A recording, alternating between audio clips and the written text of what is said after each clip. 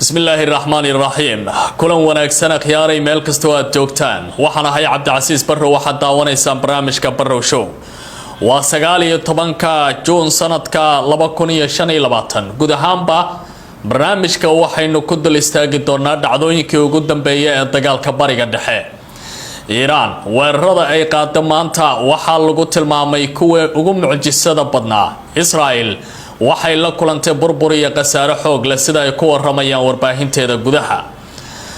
waxaan idin hayaa Iran oo ka jawaabtay sababta rasmiga ah ee ka dambeysay maanta in ay weerarka noocaasi ay qaadaan la taliyaha sare ee hogaamiyaha dalka Iran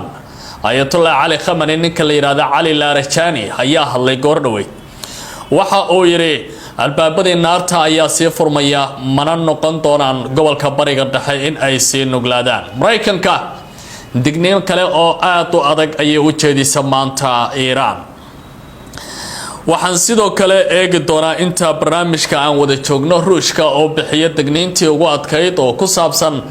haddii la weeraro xarumaha nuclearka oo ay weeraradu sii socdaan dawladda Iran in laga dhaxli doono musiibo bini aadan oo dhamaadkii 80-maadkii oo kale dalka la yiraahdo Ukraine ka dhacday taasi oo ilaa iyo hadda cawaaqibkeeda laga fursan laayahay qorobadii ugu dambeeyay weerarada meesha ay ka dhaceen Bengafir oo tilmaamay in telefishinka Al Jazeera uu yahay mid halis ku amniga qowmiga ah ee nidaamka Israel ayaa sidoo kale idin la wadaagi doonaa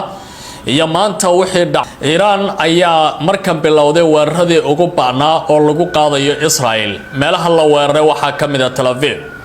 warbaahinta gudaha Israel ayaa ku warantay in la soo bandhigay in gantaaluhu ay burburiyeen dhul baaxad leh oo aad u ballaaran ilaa iyo 200 oo qof ayaa ku dhaawacantay ayuu yiri wargeyska Idaacad Ahranot ee ka soo baxa gudaha Israel oo arintani si gaar ah u falanqeynaya weerarkan waxa uu noqonayaa kii ugu adkaa oo tan iyo markii dagaalka uu biloomay jamciga aynu ka soo gudubnay noqonaya kii ugu xoog badnaa oo Israel ay wajahdo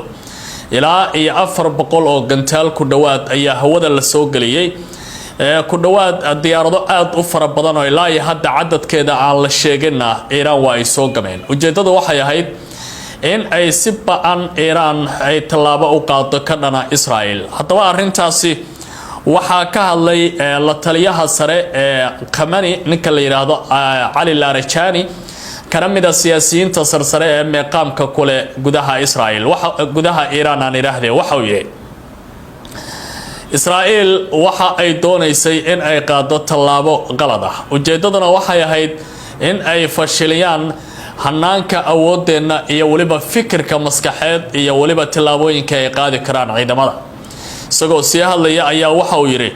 beegsiga saraakiishii militariga ahayd ee la qaarajiyay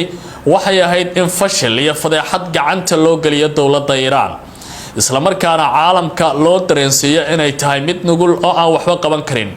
laakiin hadda wax badan ayaa isbedelay ujeedaduna waxay tahay in aan ka gaarno inta ay goor tahay bixinta tilaabooyin degdeg ah oo nidaamka Benjamin Netanyahu uu hogaaminayo loo geysanayo maanta Tel Aviv ayaa noqotay meeshii ugu adkayd ee la weeraro waxaana soo baxay mas'uuliyiin sarsare oo Israel oo si ba'an u dhaleelaya qaar kamid ah warbaahinta ninka lagu magacaabo Idmar Bengafir oo ah wasiirka amniga qowmiga ah ee Israel ayaa ka soo hormuuqday warbaahinta isagoo dareenkiisu uu bedelan yahay waxa uu yiri waxa ugu badan ee dhibaatada inoo geysanaya waa warbaahinta iyo dagaalka rasmiga ah ee aynu ku jirno Al Jazeera ayaa kamid ah meelaha wadankeena amnigiisa laga farageliyay waxa ay soo bandhigayaan wax kasta oo niyad jab iyo burbur ah sida daraadeed waxa aan mamnuucnay kaamirooyinkeeda in ay qabtaan gudaha dhulka aan leenahay sida uu hadalka u yiri isaga intaas wixii ka dambeeyay waxa bilaabmay in ay gudahaanba warbaahintu ay guda galaan soo bandhigida waxyaabihii maanta dhacay dhinaca kale Iran waxa ay goor dhaweyd ku dhawaaqday inay qabatay ilaa iyo 12 qof oo la sheegay inay ahaayeen unugyo basaas ah oo u shaqeynaya sirdoonka amuraha dibadda ee Israel Mossad lagu magacaabo waxana ay tilmaameen in ay kamid yihiin unugyadii ugu dambeeyay ee gacanta lagu soo dhigo kuwaasi oo hadda la rajaynayo bay yiraahdeen guud ahaanba in laga tirtiray sirdoonkii lagu dhaxbeeray gudaha dalka Iran ee dhibaatooyinka iyo hagida geysanayay marka la fiiriyo weerarada iyo dagaalada soconaya. Iran oo hadda bilowday tijaabinta gantaalo culus waxa ay Israel sidoo kale tilmaameen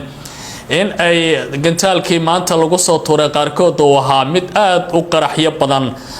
badan watay oo xitaa markii uu dhulka ku soo dhaca kadib si sameynaya qaraxyo kale oo gudaha ku jira markii uu daar qabsado ama meel uu ku dhaco uu burbur geysto haddana dib ayuu gantaalka u sii qarxaya oo bambooyinka lagu xiray tirada badan ayaa sababaya in qatartiisu ay sii ballaaran tahay. xalay waxa ay iba fureen Iran wadanka la yiraahdo laba gantaal ay shala tuureen oo markii ugu horeysay caalamka la isticmaalay. gantaalku waxa uu ahaa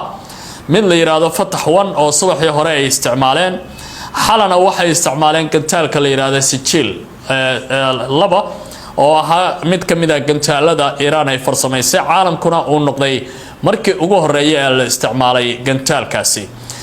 hadda wararka la tilmaamaya waxay sheegayaan in Israel warbaahinteeda ay baahinayaan in la xaqiijiyo dhaawaca 200 oo qof wax meelaha la weeraray kamid ah sida ay qeexeen hospital iyo goobo kala duwan oo istiraatiiji ah. guryo badan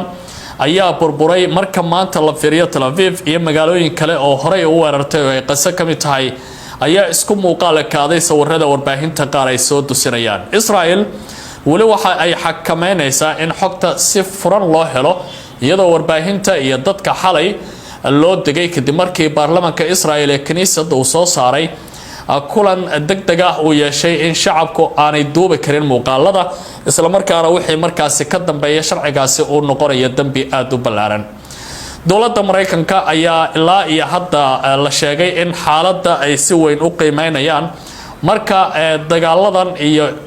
xaaladda hadda Iran ay sameynayso ay tahay mid aad u kulul. saacadihii la soo dhaafay Iran ayaa la qiray dagaalkan in ay ku gacan sareysay iyadoo dib warbixinada iyo warbaahinta adduunka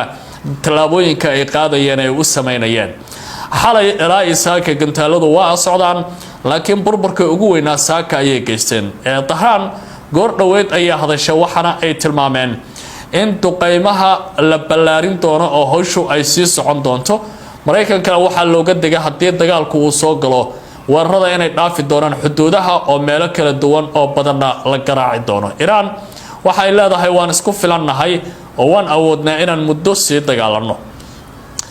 marka la fiiriyo dhinaca Ruushkana war ayaa goor dhaweed ka soo baxay waxa uu ka digay mid kamid ah warshadaha waaweyn ee nuclear-ka dowladda Iran in weerar lagu qaado. waxa uu yiri haddii ay tani dhacdo waxa caalamku uu marqaati ka noqonaya mushkilad kale oo weyn oo hor leh oo tii dhamaadkii 80-aadkii ka dhacday magaalo ku taala dalka Ukraine oo xilligaasi midowgii